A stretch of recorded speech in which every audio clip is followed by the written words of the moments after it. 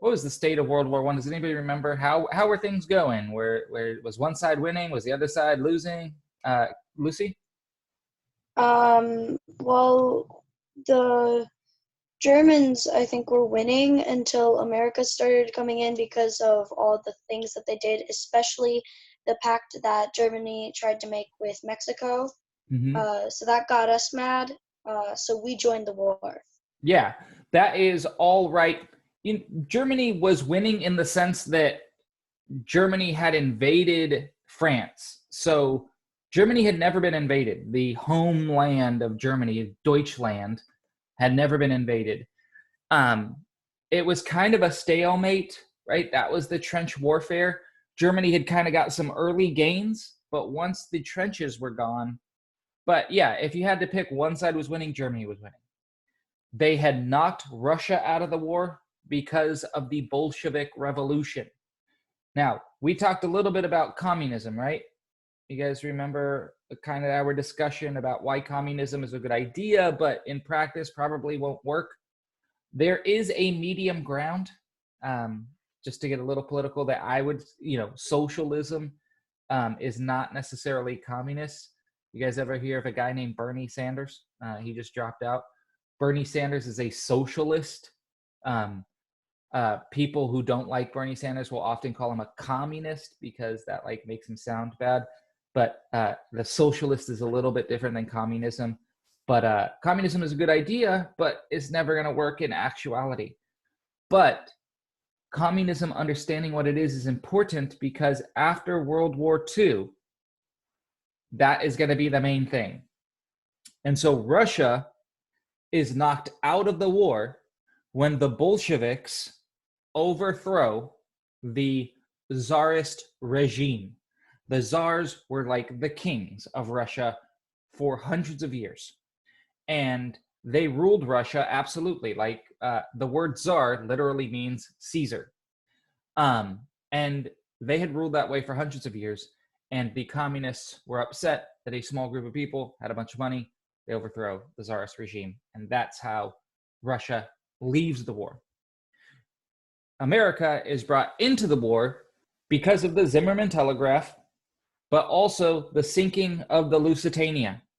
Imagine if a Carnival cruise was sailing by Africa and a Libyan government ship shot at and sank a Carnival cruise liner, right? The rest of the world would be very upset with Libya. So when the Lusitania is sunk, it's like, hey, man, that was a civilian vessel. Why did you open fire on them? And so America enters the war in 1917. We talked about that. Okay. Today we're going to talk about the Treaty of Versailles. We talked about it a little bit, but you have to understand it to understand how World War II happens. Also, we're going to talk about the Holocaust at the end of the year. That's going to be a bummer, but it's important to understand. And the Holocaust is also kind of a creation of the Treaty of Versailles. So you have two groups in Germany and Austria-Hungary, but Germany primarily. The soldiers that are on the front lines and the military. And the German military feels like kind of Lucy had said that they were winning. And they weren't necessarily wrong, but America had just entered the war, so they probably weren't going to be winning for much longer. But they felt we were winning. We invaded France. We defeated Russia. And so the military feels like they can win World War I. The other group in Germany is the politicians, and we would call that the civilian government. So the president of the United States commands the armies, but the president is not a soldier themselves. And so the politicians in Germany, who were back home, felt like the war couldn't be won. The people were starving because of the embargo.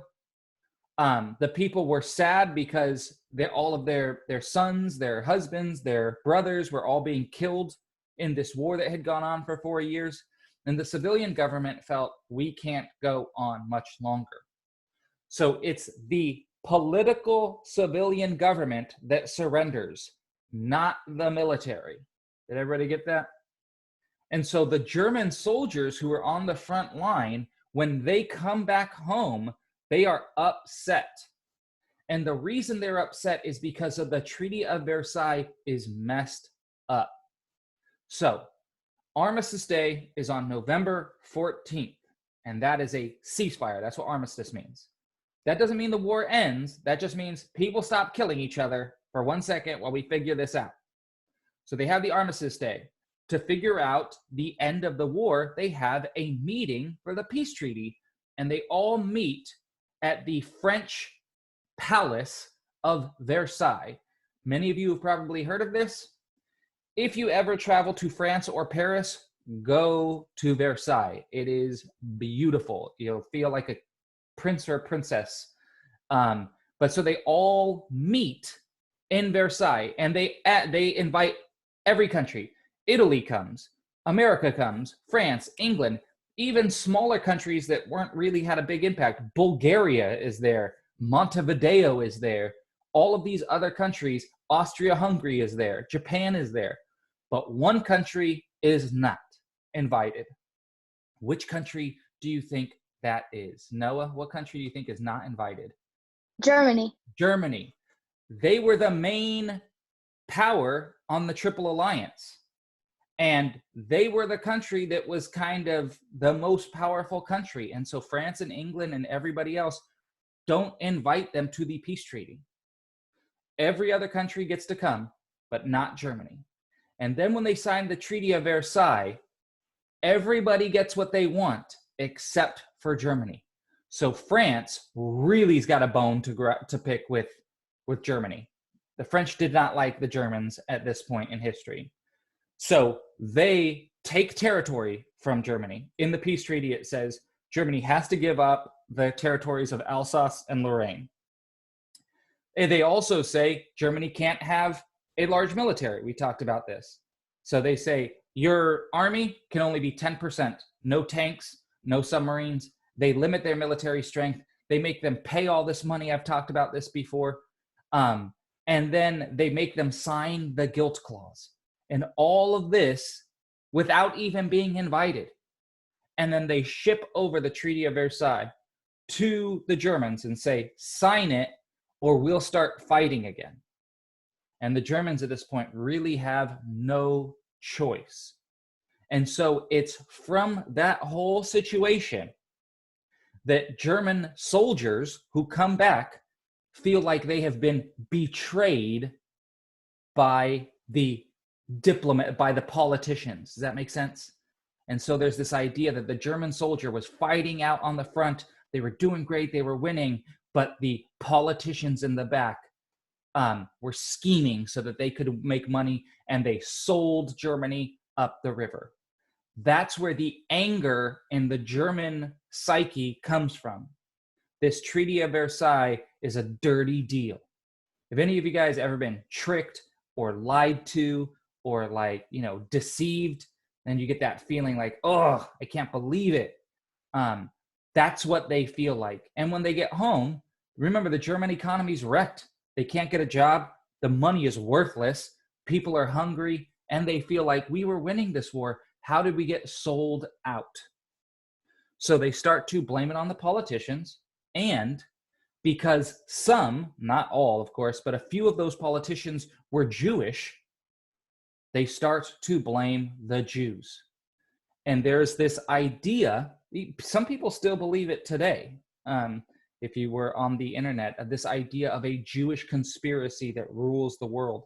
And so Germany, hard right-wing people, after World War I, believe that the politicians and the Jews betrayed them. And so there's a lot of bitterness in Germany in the wars in between World War I and World War II. So World War I ends in 1919. That's when the treaty and everything signed.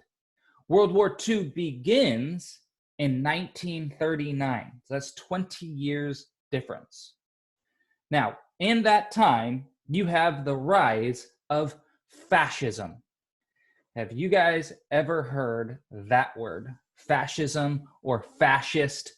Cash, you heard that word? Do you know anything about it, Cash, or you just heard it? I know Stalin was a part of it. Yeah, kind of. Stalin's a little bit weird because he's technically communist, but he definitely has fascist leanings. So fascism basically just means a strong central government. So in a fascist government, the police have absolute control. Did you know that it is legal, it is totally legal to film police when they are arresting somebody? You can do that. If they're arresting somebody and you just stand there and film them the whole time, they cannot stop you. Now, whether or not like that's a nice thing to do, I don't have a problem with it. But in a fascist state, if you go to a state like Saudi Arabia and you try and film the police, they'll take your phone away. Fascist states have strong governments that suppress the people. But fascist states get a lot of work done. This is a little complicated for sixth grade, but just a fascist state is not nice to live in unless you're in the top. But a fascist state has a strong military and it can get things done. So in between World War I and World War II, many countries turned to a fascist government. And that's because following World War I, you have a lot of political instability. Millions of people dead, the economy's ruined. Then, during the 20s, things start getting better. Have you guys ever heard of the Roaring 20s? You guys know anything about like the 20s in America where there's like the flapper girls and the Charleston, that kind of thing? So things are going well in the 20s and people are like, okay, well, maybe we will get through this, right? The economies start to recover in Europe and in America. They're building up from World War I and people are like, yes, we're going to get better. Then does anybody remember what happens in 1929? Cash? The Great Depression. The Great Depression. And the Great Depression, the stock market in America primarily, but across the world, crashes. And if we were a little bit older, I could talk a little bit more about how this affects everybody. But just in a nutshell, when the stock market crashes, all of the money that had been invested in the stock market is lost. Does anybody know where people get money to invest in the stock market? It's a word that starts with a B. Kezia? The bank. The bank, right? So the bank has been investing in the stock market and going crazy, right? Because they've been making money in the Roaring 20s, drinking champagne, everybody's having a good time. In 1929, stock market crashes, the banks lose all that money. So regular people who didn't even have anything to do with the stock market go to their banks and are like, I'd like to withdraw my money from my checking account. And the bank's like, we don't have your money. Imagine that all of the money that your parents had made and put into their bank account, somebody else lost, and now they had no money. It wasn't their own fault. So people start rushing to the banks to try and get their money out because there's only a little bit left. And so people start rushing on the banks. So now the stock markets collapse and the banks start collapsing because nobody has any money. And so once America's stock market collapses, Europe, because remember we talked about globalization, the European stock markets crash and fold. And now all of a sudden, everybody is broke. If there's no money, well, then there's no money to start a business. And so businesses start closing and everybody starts losing their job. So the stock market has crashed, the banks have folded, and everybody starts losing their jobs. Yeah, Cash. But I have a question. How are the banks giving away more money? They still do it today.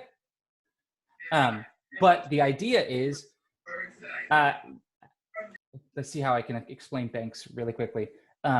Banks provide a service, right? So when, let's say Lucy grows up and she's a lawyer, right?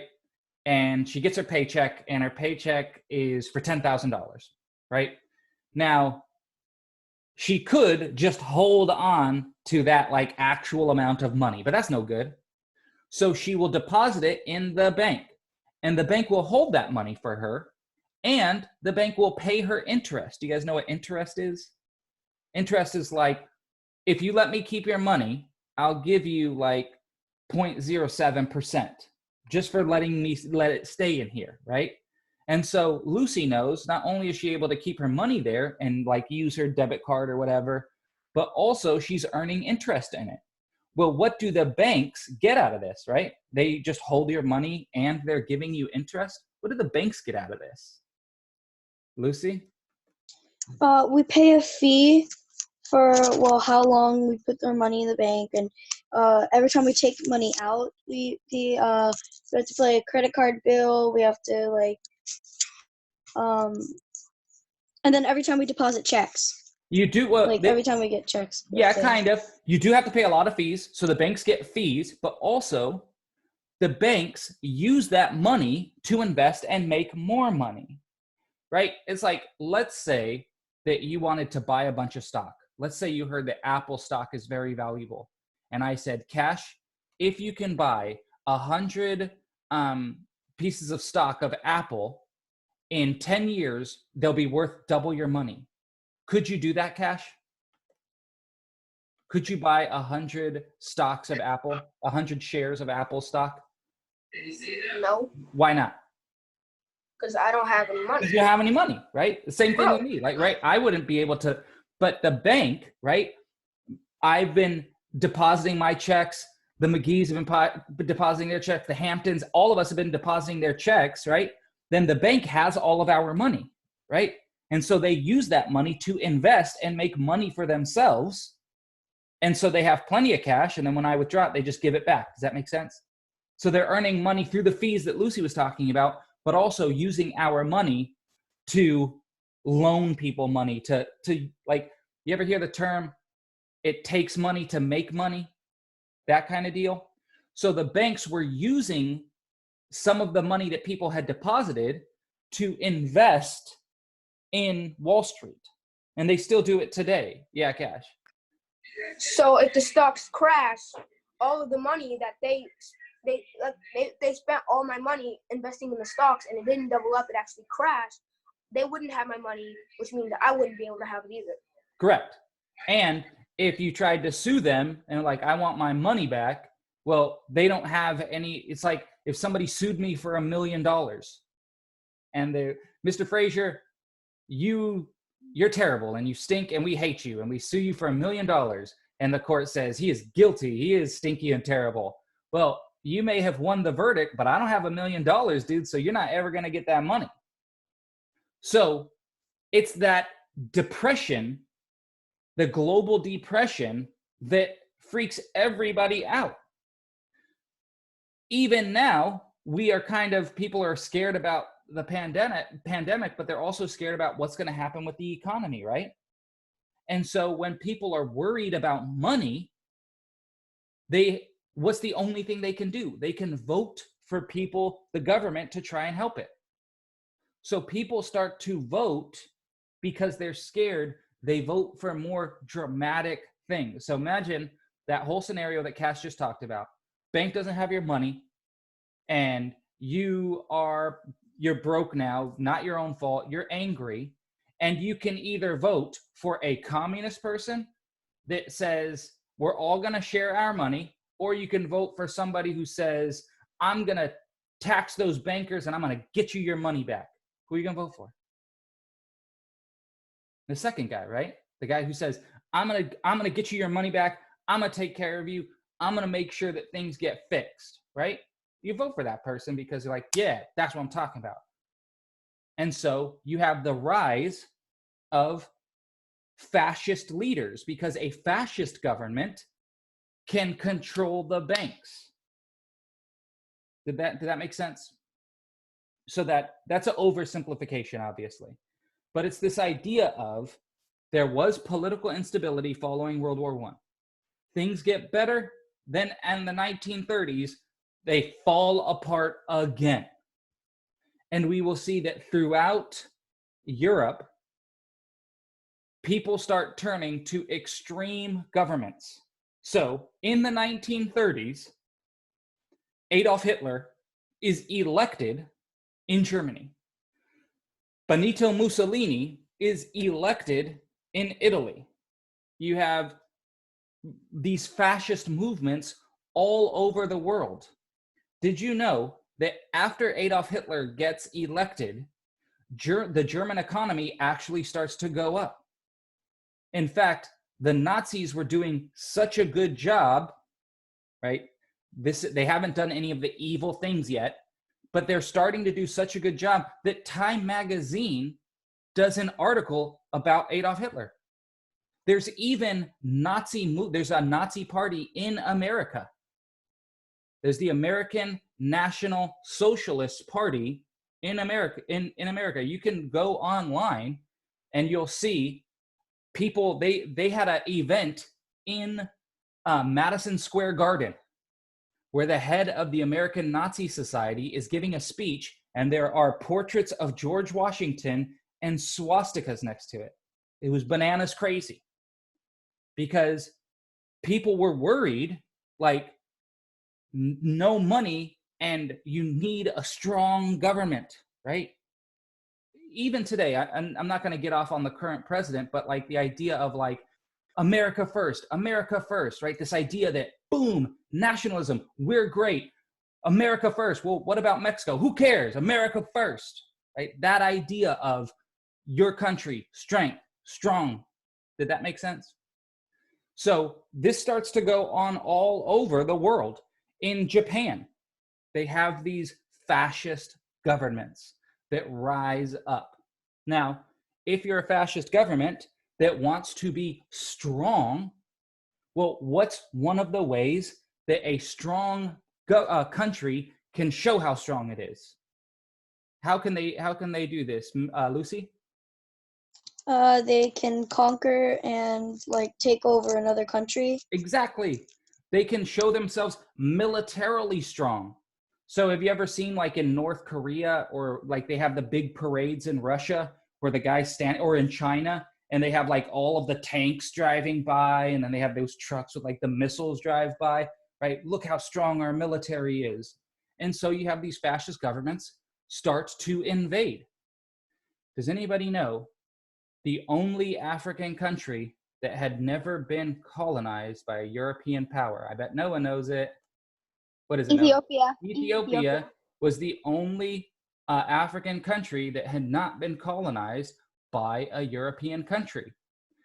Italy had tried to do it a hundred years earlier and had got their teeth kicked in.